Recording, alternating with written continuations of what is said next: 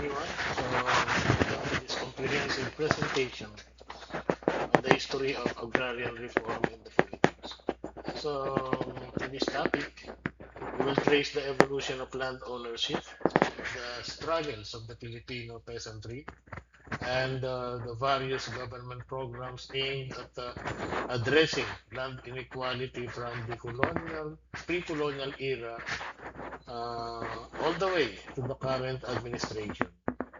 Agrarian reform is not just about distributing land, it is about social justice, economic empowerment, and rural development.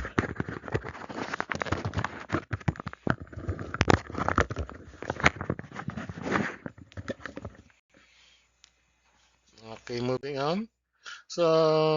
First, let's define our terms. Land reform usually refers strictly to the redistribution of land to landless farmers.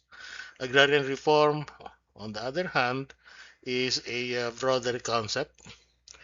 It includes land redistribution, but also encompasses the provision of support services such as credit infrastructure, yung mga agricultural extension, and even the market access. The ultimate goals are to achieve the social justice by ending exploitative tenancy systems and to boost national agricultural productivity. Before the Spanish arrived, the concept of private land ownership as we know it today did not exist. Land was owned communally by the barangay. So it was the datu or the chieftain who managed the land, and the people had the usufruct rights, meaning they had the right to cultivate the land and enjoy its fruits as long as they work it. So it was a subsistence economy with no extreme land-based inequality. Now, the arrival of the Spanish radically changed land relations. The Spanish crown claimed all lands under the concept of regalian doctrine. So they introduced the encomienda system, granting vast tracts of land to loyal Spaniards and religious orders. The natives were reduced to mere tillers. Sila lang yung tagasaka. And they pay tribute. So this period saw the birth of the cacique class. Cacique. So it is a group of loyal elites who acted as tax collectors and eventually consolidated massive landholdings. As the agricultural export economy boomed in the 18th and 19th centuries, the hacienda system solidified. Yung mga religious orders, of course, yung mga friar lands, they owned massive estates. They leased lands to inquilinos. Yung mga inquilinos, ito yung lessees, who in turn had kasamas or yung mga sharecroppers who do the actual farming. So itong sistema na to, which is layered, it severely oppressed the actual tillers, trapping them in endless debt. So this extreme injustice, ito yung nag-fuel sa mga peasant uprisings and ultimately contributed to the Philippine Revolution of 1896. Okay, so during the first Philippine Republic, itong si President Emilio Aguinaldo, dineclare niya yung doon sa Malolos Constitution, yung intention niya to confiscate the vast prior estates and redistribute them. However, because the republic was short-lived, sandali lang itong nag-operate, and soon overthrown by the Americans, these early agrarian reform efforts were never truly actualized. And of course, yung mga lupa, they remained in the hands of the elite. Now, the Americans, they tried to institutionalize land ownership. Yung Philippine Bill of 1902, so it limits private land holdings. And also yung Land Registration Act introduced the torrent system to provide clear land titles. So ang purpose ng torrent system ay para makapag-create or makagawa ng mga land titles because during that time ay wala pang mga titulo. However, itong torrent system na to ay nag-backfire ito doon sa mga mahihirap na magsasaka. Kasi wala silang, they are uneducated, hindi nila alam kung paano ba yung mga title na to doon sa kanilang ancestral lands, allowing wealthy elites and politicians to title massive tracts of land legally, effectively stealing from the peasants. So, ganun ang nangyayari. And then, para mapacify ito or to quell the unrest, ang ginawa ng American colonial government ay ipinasa yung Friar Lands Act, yes, kung saan nag-purchase sila ng about 166,000 hectares of friar lands para maibenta uli o mai-resell ito doon sa mga totoong tenants. Unfortunately, the tenants could not afford the purchase price. Wala naman silang pinagkukuhanan, siyempre. So as a result, the lands were bought up by wealthy Filipinos and American corporations, further entrenching the power of the hacienderos. So saan nga ba kukuha ng pambayad ang mga Pilipino? Ay yung inaani nila ay kulang pang pagkain nila. Kaya ang nangyayari, sinasangla uli nila yung lupa doon sa dating may-ari. Nababaon sila sa utang eh. So kaya wala rin nangyari, di ba?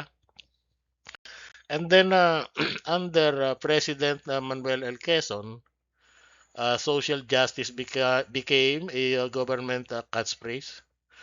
Yung 1935 Constitution mandated the protection of labor and yung regulation ng mga tenancy. So, Manuel L. Quezon pushed for the Rice Share Tenancy Act. Rice Share Tenancy Act to regulate the 50-50 sharecropping system. Kaya lang, itong batas na to ay maraming loophole. It only applied to provinces where the municipal councils petitioned for it. Now, since the councils were controlled by landlords, of course, sila din yun, the law was practically useless. And then during World War II, maraming landlords ang tumakas na nagpunta sa Manila para takasan ng mga Japanese, leaving their haciendas. Naiwanan nila yung mga lupain, tumatakas sila eh. So, the Hukbalahap or Hukbong Bayan Laban sa Hapon, ito ay isang communist-led peasant guerrilla movement, took over the lands and distributed the harvest among themselves. So, for a brief period, itong mga peasants na to, they tasted what it was like to control the land they tilled. And then, after the war, landlords returned, sparking a massive agrarian rebellion. Okay, and after independence, itong si President Manuel Rojas faced a massive Huk rebellion in Central Luzon. So yun na nga, yung mga dating hukbong bayan laban sa Hapon ay naging outlaw. Pinagbibintangan sila ng mga nagnanakaw ng mga pagkain, ng mga ari-arian. At sila ay namundok. So to appease the peasants, yung RA 34 ay ipinasa. At ito ay nag-i-establish ng 70-30 sharing arrangement. 70% to the tenant, 30% to the landlord, provided yung tenant ang nagpa-furnish ng mga implements at ng mga work animals. However, yung enforcement na to was weak. And of course, the landlords, mga private armies continued to oppress the farmers, escalating the Huk rebellion. Later, si President Elpidio Quirino attempted to solve the agrarian unrest, not by breaking up haciendas in Luzon, but by resettling landless farmers to public agricultural lands in Mindanao and Palawan through LASEDECO, ano? LASEDECO, Land Settlement Development Corporation. So itong tinatawag na approach na to ay ang layon nito ay ma-diffuse yung mga Hawk Rebellion without angering the powerful landlord class. So yun ang naging programa. However, Lasideca was plagued by corruption and inefficiency as always. And then later on, Ramon Magsaysay, he was known as the guy of the masses, took agrarian reform seriously to finally defeat the Hawk Rebellion. Yung RA 1199, ito yung nagbibigay sa tenants to shift from sharecropping to a leasehold system. And by that, yung RA 1400 created the land tenure administration to expropriate large private estates. However, landlord-dominated Congress, okay, siyempre, puro mga landlord na nga sa Kongreso, they watered down RA 1400, requiring that land could only be expropriated if majority of tenants petition for it. No? At nag-set sila ng retention limit at a massive 300 hectares. So, ginawa ni Magsaysay ay pinalitan niya yung corrupt na Lasideco with NARA, N-A-R-R-A. Ito yung National Resettlement and Rehabilitation Administration, which was highly successful in resettling thousands of rebel returnees and landless farmers, particularly in Mindanao. No? So, yun, parang ipinatapon sila sa Mindanao. So, while this temporarily solved the unrest sa Central Luzon, yung namang influx ng mga Christian settlers into Mindanao, dahil mga Christian sila, puro mga Moro ang ando doon. So, ito yung pinag-umpisahan ng conflict, future land conflicts. At dito na nangyari yung Moro insurgency, as evidenced.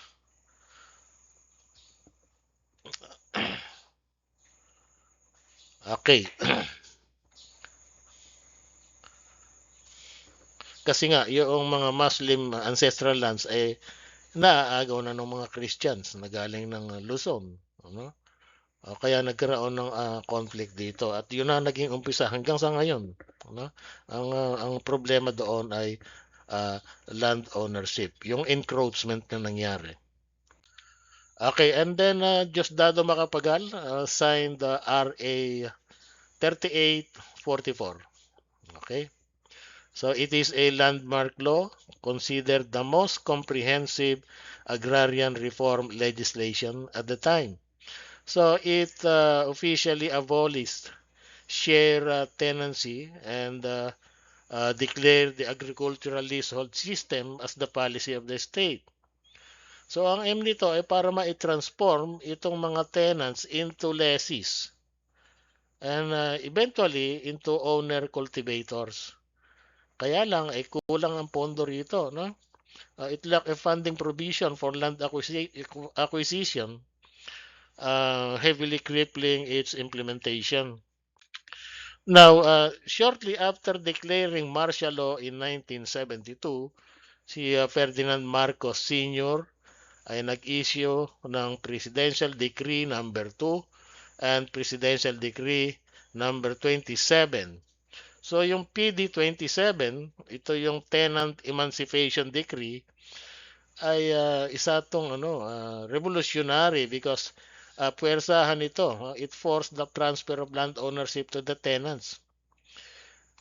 Ang batas dito, yung mga tenant farmers daw ng mga private agricultural lands primarily devoted to rice and corn, ay sila na ang magme-may-ari ng isang family-sized farm na 5 hectares if not irrigated. Kung irrigated naman ay 3 hectares. Okay. So, while PD27 successfully distributed land to many rice and corn farmers, may mga major limitations ito. So, the retention limit for landlords was set at 7 hectares. More importantly, it exclusively applied to tenanted rice and corn lands. So para sa mga nagtatanim lang ng rice tsaka ng corn. And then yung mga vast haciendas planted with export crops like sugar, coconut, and bananas, exempted ito dun sa PD27. Ano? Exempted sa land reform, allowing the closest cronies of Marcos to keep their massive estates untouched. Okay? So, following the EDSA People Power, okay, so the 1987 Constitution mandated a truly comprehensive agrarian reform program. So si Cory Aquino, she signed RA 6657 o yung Carl na tinatawag noong 1988. Ito ang nag-establish sa CARP, Comprehensive Agrarian Reform Program. Okay? So, hindi katulad ng PD27, itong CARP, it will cover all public and private agricultural lands regardless of the crop produce or the tenural arrangement. So, isa itong napakalaking undertaking meant to democratize wealth. Ano? And then, yung CARP, it lowered the landlord retention limit to 5 hectares lang. Ano? So, kung dati kang may-ari ng 30 hectares, kailangan ipamigay mo or i-distribute sa iba yung 25 at magiging 5 hectares na lang yung pag-aari mo with an additional 3 hectares for each child actually managing the land. So kung anak mo yung nagmamanage ng mga land na yon, may additional na 3 hectares for each child. Okay?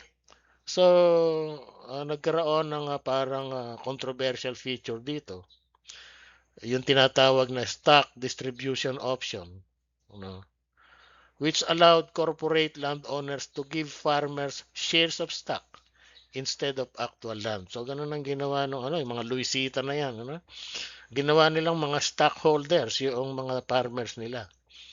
Hindi sila malaland reform. So itong loophole na to ay ginamit nga ito ng Hacienda Luisita, which was owned by the president's family. So to avoid physical land distribution for decades. And then nung dumating si President Fidel B. Ramos, he recognized that simply giving land was not enough. Totoo naman yun. Hindi mo pwedeng bigyan lang ng lupa ang mga magsasaka, bahala na sila sa sarili nila. Kailangan nila ng tulong para maging productive yung kanilang mga lupain. Walang puhunan So sa kukuha ng puhunan, mangungutang na naman. Okay, pag nangutang sila, patong-patong ang tubo noon, hindi sila makakabayad hanggang sa makukuha uli ng mga mayayaman yung mga lupain nila. So his administration focused heavily on creating agrarian reform communities or ARCs. Ito ay binubuo ng mga barangay kung saan yung mga support services, yung mga farm to market roads, irrigation at mga credit cooperatives were concentrated.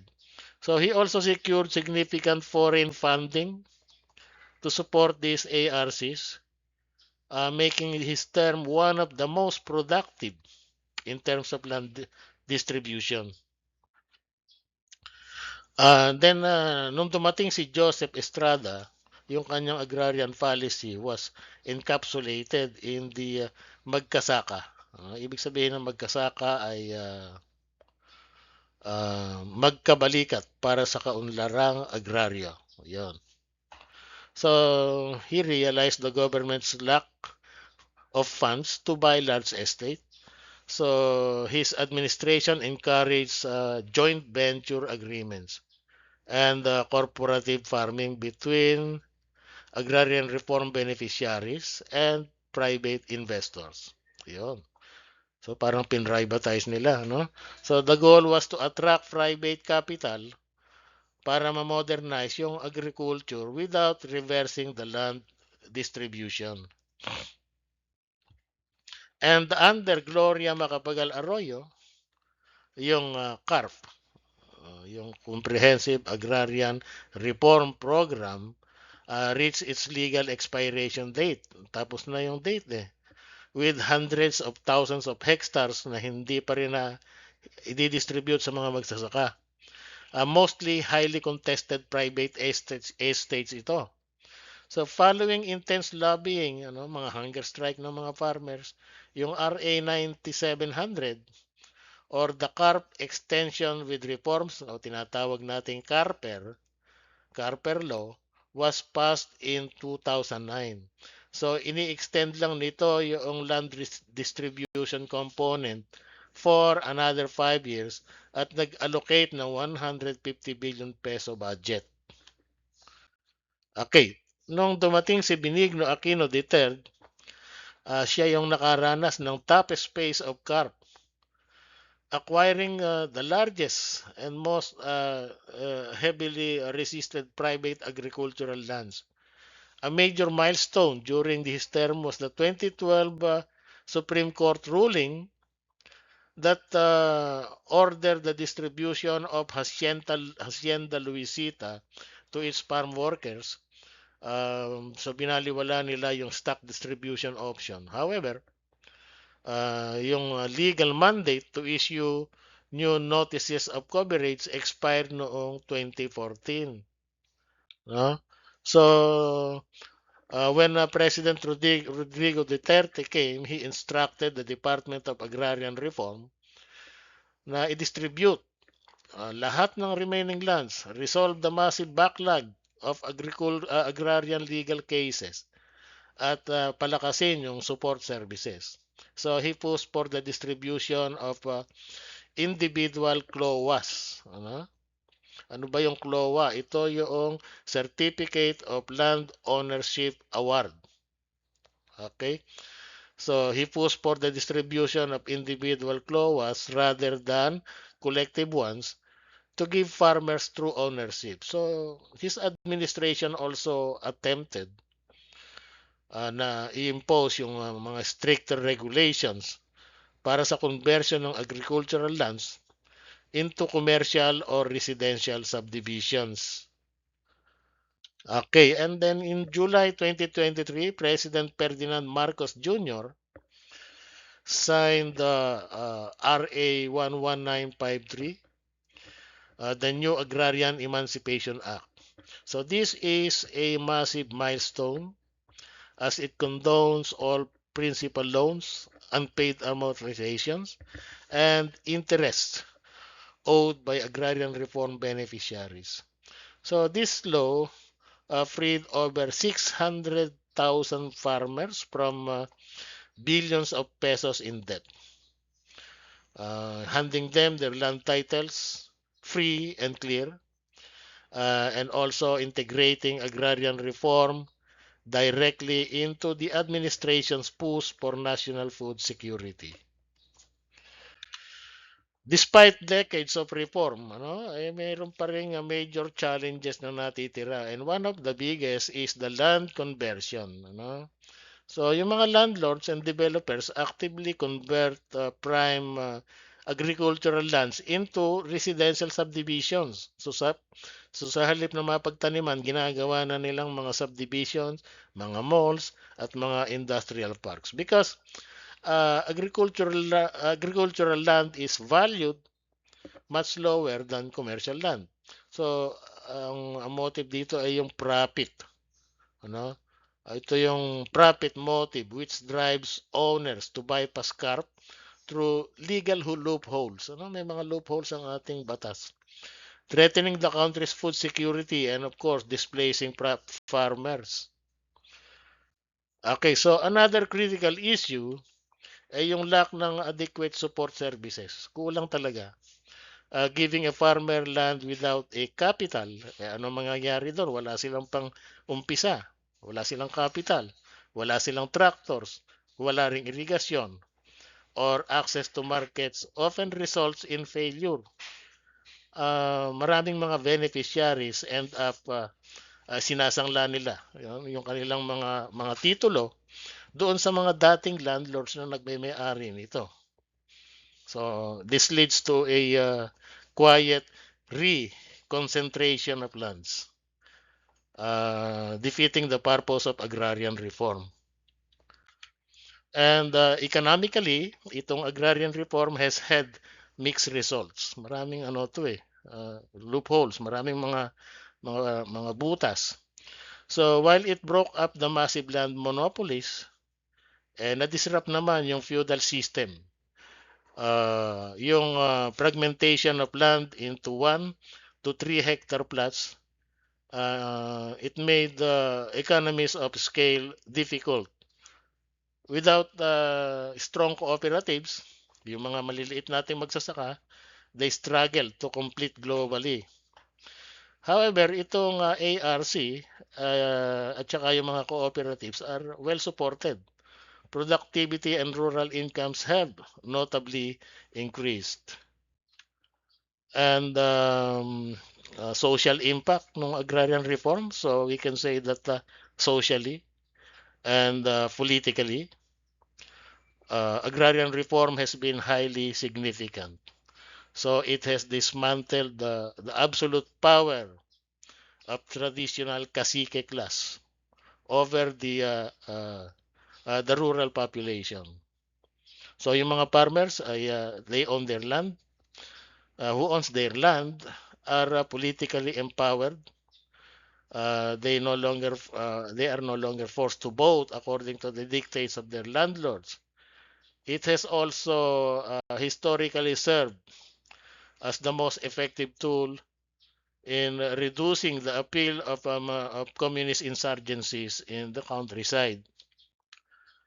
So, in conclusion, uh, yung Philippine experience with agrarian reform, napakatagal na niyan. So, it is a century-long struggle. Yung era of massive land acquisition is mostly over. So, the agrarian reform process is not. Yeah, the future lies in ensuring the economic viability ng mga beneficiaries natin through farm consolidation. So ito na nga yung mga cooperatives. Through modernization, no? Yung access sa mga credit, no? And protecting agricultural lands from rampant conversion. So ang totoong agrarian reform ends when the farmer hindi lang sila yung mga landowner but a prosperous one. So dapat ay maunlad sila, hindi lang basta landowner kasi may lupa ka nga nagugutom ka naman dahil sa kakulangan ng resources para mapaganda mo yung iyong lupa. Okay? So that concludes our discussion for today. So I will post this PowerPoint doon sa ating GC and expect to have a quiz next meeting. Okay? Okay.